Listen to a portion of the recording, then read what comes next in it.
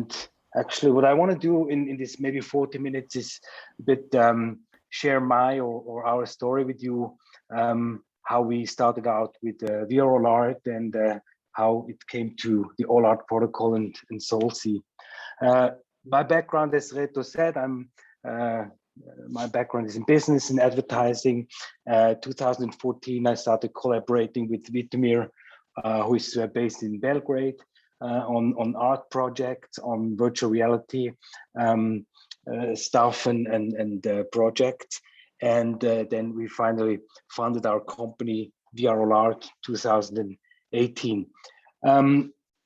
This is something which is funny. Back in 2019, we had a major presentation at the CMO of UBS in Zurich, and we were talking to these people about how UBS as a large art collector could use our platform to make their great collection accessible to people.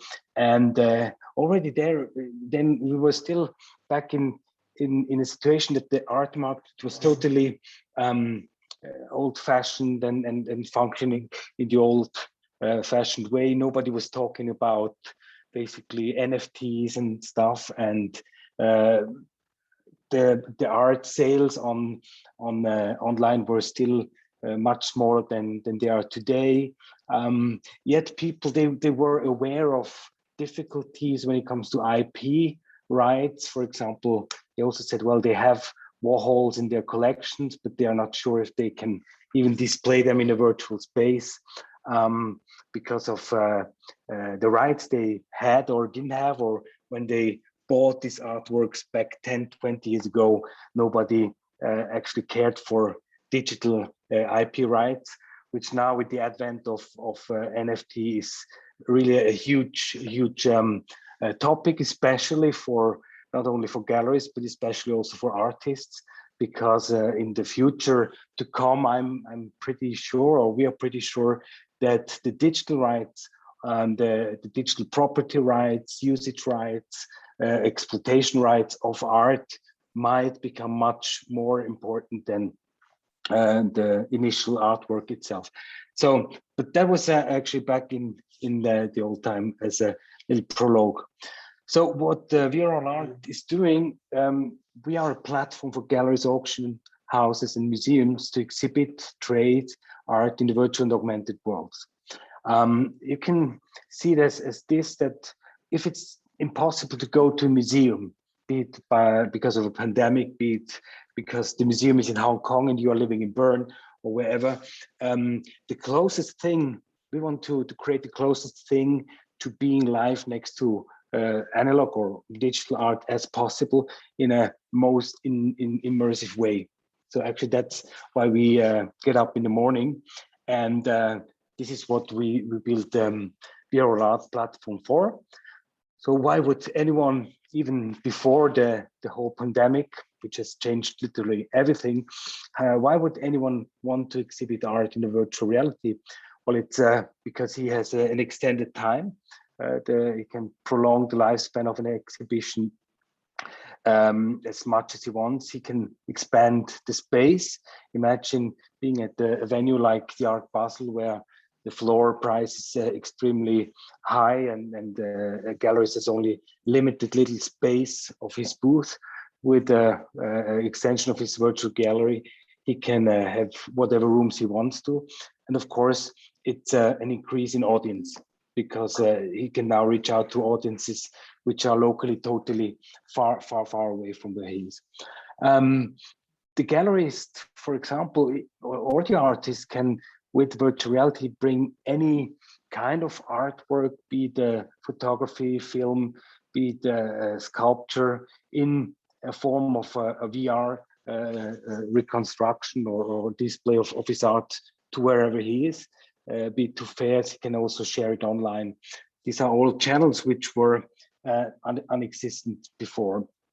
Also think, if you have an exhibition, the exhibition at your gallery closes at the end of the month, and all that remains of this gallery of this exhibition will simply be a PDF or some photographs on VR-All-Art, you can simply archive the exhibition and go into the exhibition again, be it via mobile phone, be it via headset, which of course VR headset is of course the most immersive way, or be it on a computer screen.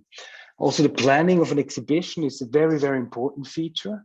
So you can really see in a room how artworks correspond with each other, which is, for example, a logic way for the curator to guide his audience through an oeuvre of an artist or of a group exhibition whatsoever. And also something which has been part of the work of curators that had to be done just in their heads or on plaster models before.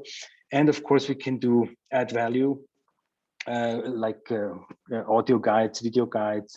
We can augment a lot of content to any given artwork in the gallery.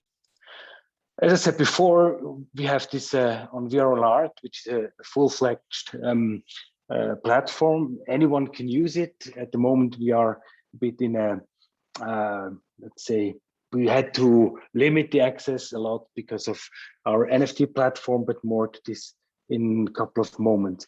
But in general, any artist or any gallery or museum that qualifies can use this platform and then make their own exhibitions.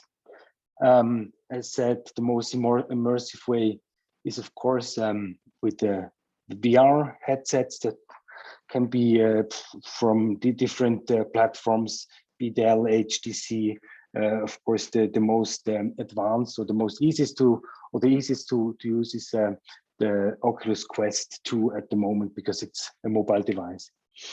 Yes, the AR possibilities, and what for the moment actually most of our existing clients use is web exhibition viewer, because this can simply also be displayed or published on museums or galleries' own website.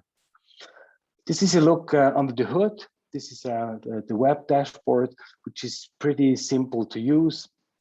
So you can upload all your art. This can be, as I said before, photographs, paintings, scans, 3D models, audio files, whatever you can think of. Even there's ways to put up generative art. Let's say if you have a sculpture that evolves over time or evolves according to whatever parameter you want to give it. So this is also possible to put up on here. And then the next step will be that you go inside the editor, the online 3D exhibition editor, where you can curate and put up all the exhibition. And then you choose, I mean, before you choose one of our existing gallery spaces. These are a couple of screenshots. I'm a bit quick with these because you can also see these on our website, of course. This is an interesting thing here. This is actually a photograph of an existing brick and mortar gallery in Belgrade. And we did a clone of this gallery. And this is how the same gallery looks in the VR version. So you can see it's pretty adequate how we rebuild this gallery. Again, here, a real photograph. And this is the representation in the VR app. So I think I can say we get very, very close to the reality on the platform. Yeah, this is all you need to have. It's actually this Oculus Quest and a decent computer to put up your exhibition. Let me then show you the next step. So until now, we had some criticism, yeah, but it's different when I go into a gallery and I'm all alone. I want to see somebody there. Going to an exhibition is a social experience. So what we did, we built a possibility to go there as your digital twin, so to say. So you wear the headset that works, of course, only using an Oculus Quest VR headset. But then you go inside the gallery like this.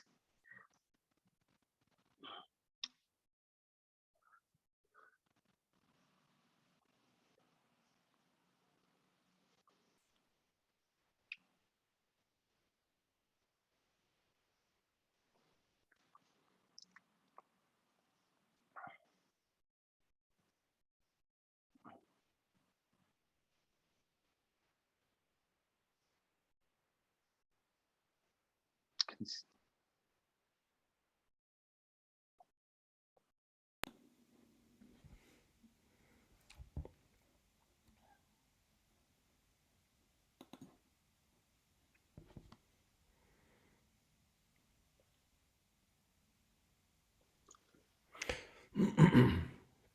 May I ask you a question on that?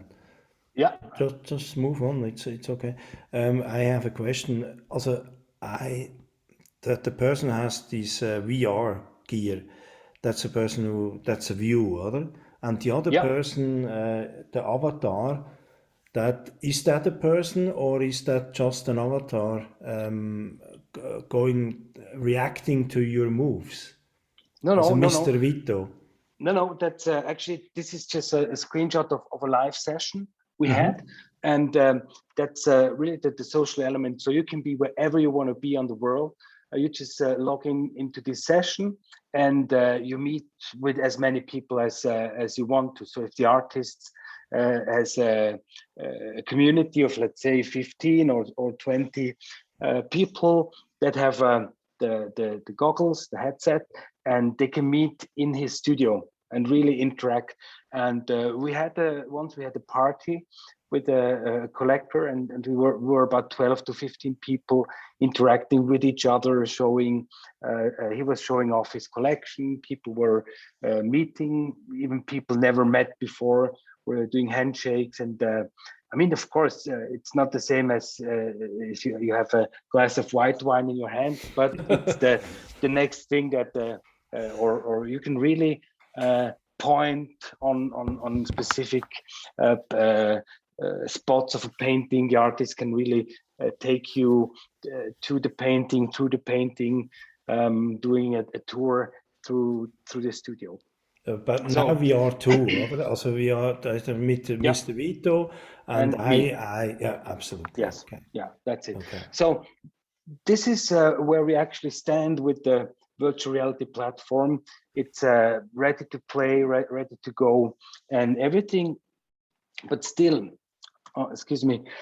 But then we saw that especially museums before, I'm talking before 2020, many museums didn't feel pressure to go digital. So I had talks with a lot of, I mean, a handful, it's not a lot, a handful of let's say established Swiss museums. And they said, well, but maybe if we show this Monet and it's not the right frame, which is painting is in, then our mentors could not like it, or maybe the lighting is not quite as it is in our rooms.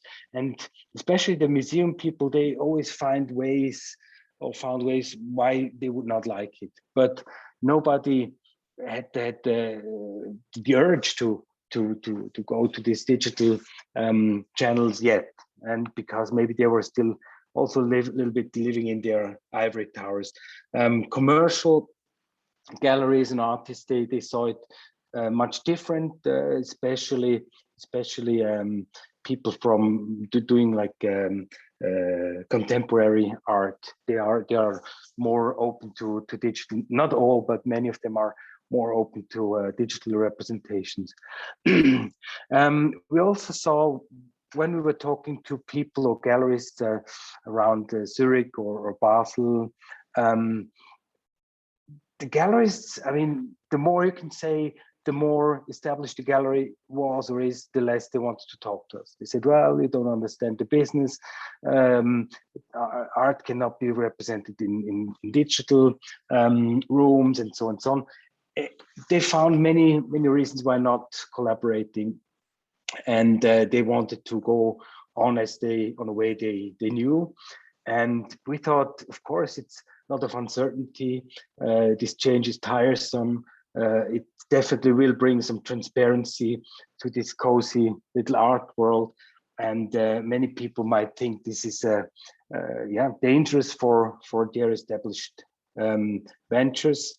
And by that time, we really thought then, okay, the world is not really ready for VR yet.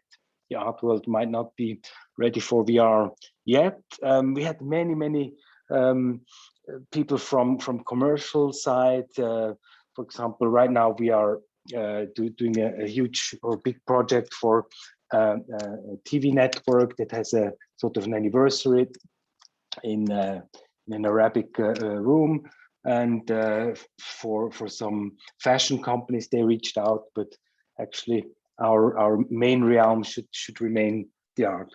So then the pandemic actually changed a lot. So we could really say when all the galleries shut down, then we got so many telephone calls from galleries, but also from museums, and they were just now finally finding reason for making accessibility to their art and to their venues in a digital way. So that really began to be a change of paradigm. In the first step, nobody, of course, was talking about NFTs yet. Simply, they asked us to do exhibitions, which we did in a quite a big number. And then, for the first time in September 2020, there was the term of NFT kind of coming up to the horizon. Then February, March 21. It was the first, I mean, you probably all know, it was the first hype. Then it got a bit down the drain again, and to finally have a real big boost in August 2018. So for us, this kind of was a pivoting time. We got aware that we are still in front of the curve when it comes to virtual reality. People simply don't need, or maybe don't need in an amount that we wanted to use VR exhibitions, because simply almost nobody has a VR headsets at home and so on.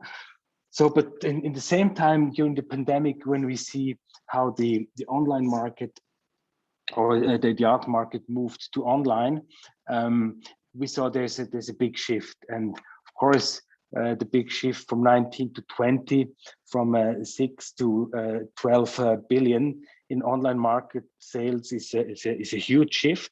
Of course, most of this art is, of course, analog art or not digital art, but still people, we saw this also with the online viewing rooms of the big art fairs. People got more and more used to buying and watching art online. And we saw this as a next important step, of course, also in the way to the VR space for art, which we still believe in highly. Yeah, the same, actually, the three graphs show pretty much the same, also that the big auction houses started to really do a lot of online sales. And it's also very, very important that the millennial collectors, how high spenders they became in just these years. So actually the route is pretty clear for us. We think that online buying and selling of art is a reality, even before the big advent of NFTs. Talking of NFTs, you also might be aware of this massive jump or this massive advent of NFTs. It might be considered, of course, as a bubble. It might be asked, is this real art, or is this just people sharing JPEGs and stuff? I don't want to be judgmental here. There is definitely something going on, and I think if this with the funny JPEG, so to say, might even be a bubble, there will be a shift, or there already is a shift from the let's say real art or more traditional art when it comes to digital rights to also edit in NFTs. Best example here is probably the work of Damien Hirst, which I just forgot the name. Anyway, so in this moment, as I said, we changed paradigm. We said, okay, if everybody is now wanting to buy and trade NFTs. Why won't we just dance also on this party? Because we also saw that fundamentally the concept of the NFT market had a very big downfall or a big cavity, which lies in because it's in its very early stage, but this problem lies in the IP rights, which are simply not dealt with in the right way. So at the time being, you can see this here, the criticism was or is really in a righteous way. People say, well, with an NFT, all you buy is actually a hashtag that, a hash that points to a certain server, but in 99% of probably all NFTs, people don't know what they own, and they own stuff just on their platform. What if this platform collapses? Can they take the NFT to another platform? But the platform is maybe not on Ethereum. Are there cross-platform bridges and so on? So many things are simply not explored because we are in the very early days, and this the concept has to be thought through, and the whole engine has to be built while the race is already running. Yeah, actually, this is more or less what I said before. Who wants to spend millions for a hash that points to a server? And actually, yeah, then we said, as I said before, we probably need to help the community here. And we decided to let aside the VR exploration, as actually this platform is existing, is working. But we put all our energy of the team onto building up a strong infrastructural layer for the art trade on Solana. So the team went on. We said, what's needed? We said, coming from the VR part, we said we want to build, for example, I mean, of course, the whole protocol for the marketplace. Then we want to have a Unity wallet, so that it's an open source wallet our team built, that whoever develops stuff on Unity can use a crypto wallet in Unity, universal NFT APIs. And then as a first major step, we said we want to go and build the first open marketplace on Solana. I will just tell you in a minute why it's the first open space. So the team, in doing so, they won the season hackathons in the NFT track of Solana, which gave us an enormous boost in the community. Why we did build this all on Solana? This is just a couple of technical features. The problem with the most marketplaces for NFTs, which are built on Ethereum, you probably know all the problems they have. Ethereum is extremely slow. For example, with the 30 transactions per second, it's totally jammed with so many users. Solana is like a new field, which is now just building up now with a relatively small ecosystem, and it has a transaction speed which or transactions per second 65,000. Especially also the average transaction fee is close to nothing, whereas at Ethereum you might have faced this problem.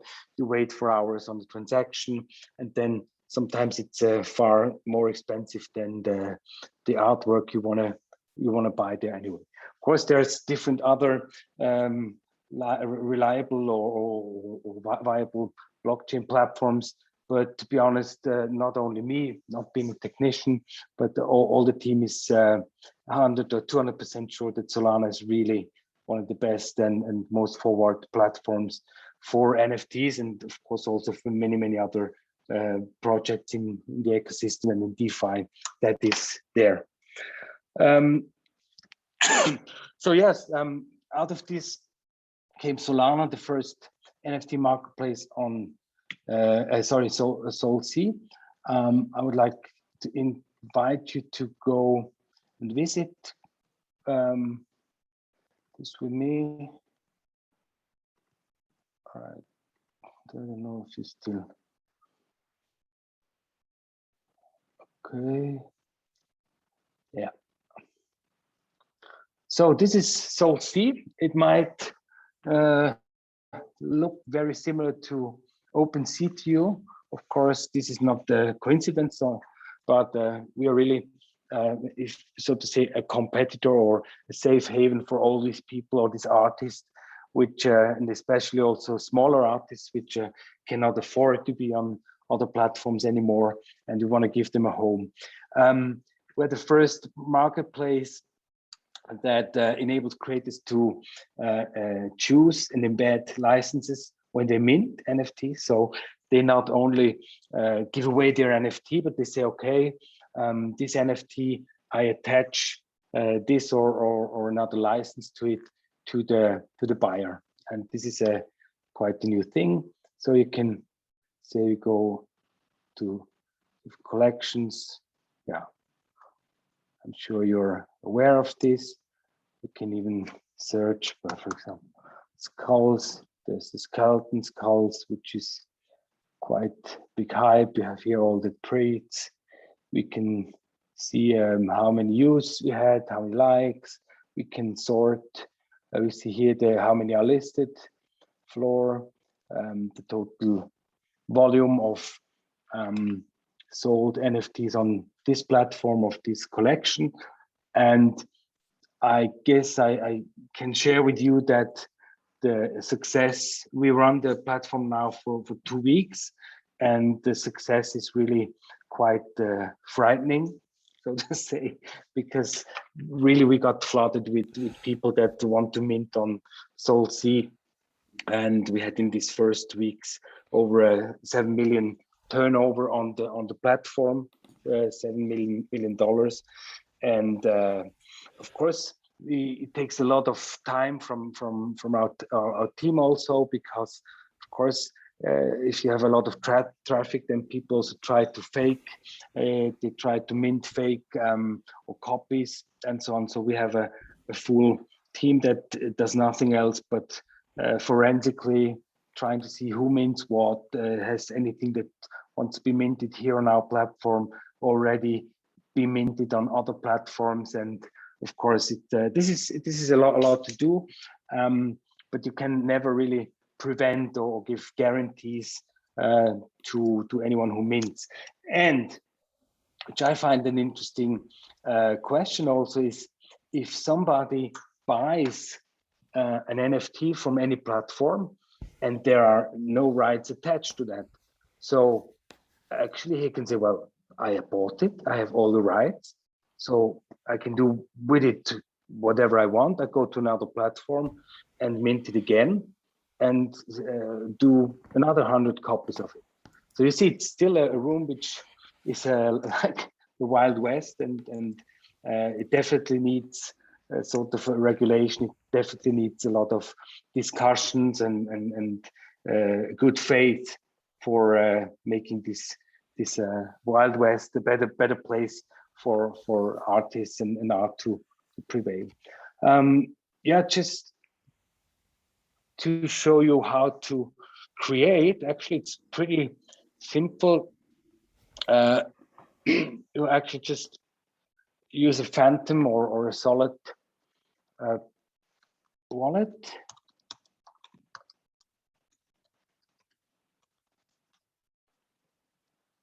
Yeah, all right, you unlock it, you connect it, and then you have your creator site. This is like working with a very simple CMS program on the web. So you upload your art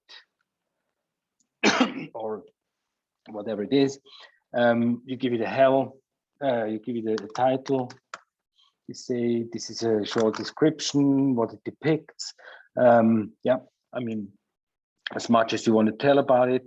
And then maybe also important, I say on any resale of my art piece, I want to have 3% in royalty distribution.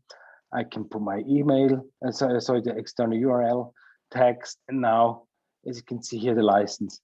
I can say, okay, this NFT goes as a license with private use, non-commercial exploitation, personal public display, and also I can say then, of course, what the price and so on is. Then I go on to minting it.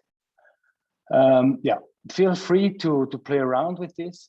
If you might have questions, yeah, go to the SolSea Twitter or Discord, and the team on especially also the community on Discord is very, very helpful. So they will help you and give you answers to whatever you want to need to know. And I guess that brings me already to an end. I just want to share one little thing with you before I'm done. And this is, sorry. All right. So actually, what is next? Of course, we are working hard on making the SolSea platform reliable and stable, and a good place for people to trade and mint their NFTs. We are definitely working on a curated platform, so we're not just anyone can put up any art or photos or JPEGs and so on. That's the next step. Another step will definitely be to we already started this, to combine the VR exhibitions or the VR platform with the NFT platform, so you can see that actually any NFT then can have a home in the VR also. That's definitely a next step. So people can meet Vitomir or whoever, a gallerist, in a VR session, walk around him, and then directly from the VR session through a wallet, crypto wallet, buy art that is digital or gets delivered at his home door. So that's Alexander, yeah. thank you very much. There is a question goes into the direction of this. You mentioned curated. Also, Yeah. you do curate. I mean, there was a question from one of our participants. The question was, how do you manage the quality of work at the virtual exhibition? I believe it's just the same way as you do with normal art. You curate it. The question goes further. Is there some kind of process for artist registration when you talk about your model? Well, for SolSea, of course, there is none. So there we are only the platform, and people can put up their stuff as they like. Okay, we make sure that there is no fraud, that there are no copies, and so on. But that's rather a technical thing. Speaking of VR gallery, there we are not the galleries. So, for example, an artist and the gallerist, they are in charge, and they're also reliable on what they publish on the website or in the VR gallery. So there, of course, and then it's also possible when it comes to the technical display of, let's say, if you have a figurative artwork where haptic plays a role, then we can not only put photographs on site or in the VR rooms, but also scans. So you can, especially for old masters, you can see all the crackles and the brush strokes and so on. But that's rather a technical thing. When it comes to the curated marketplace, we definitely will only launch this when we have the right curator to it, and then we will say, okay, this is only a curated space for photography. We have the really people that have a say in their respective area, and then work together with these. So to make sure that really only art which merits to be on the platform will be there. So, but that's a purely human thing and professional thing to do. So not an artificial intelligence will of course define what is good art or not, and of definitely also not ourselves, because we are the enablers, we are the providers of the platform, and we are not curators or what so on. There was also another question in that direction a bit, and it was a statement kind of. The statement is, I think your concept won't remove museums, but it will come in addition. The experience is different and very good. So you would agree on that? Absolutely. And this is never what we wanted. No, as dating on Tinder will never replace the meeting and the physical being together of humans. Of course, we see it as an enhancement, as a channel of helping to people to present and consume art when it's not possible to be among the real art or the analog art piece, and when it's or to empower also new techniques or new ways of making art in digital spaces. I just wondered a bit in another direction. I mean, you now have the way that you have existing traditional way to consume art, etc., and now you add, as you augment it with the virtual reality. But you could also think about to create completely new stuff, completely new things. So not augment, but really create completely new things. Is there something? I mean, that's a quite a difficult road, because you never know where it ends, and it does not rely on the existing things. Is there some thoughts in that direction, that you go a completely different? You create completely new things, except is augmented. No, well, I said before, we are not the artists. We are not doing the art. We are just a provider of technology and of possibilities to express or to give the artist the possibility to express their work.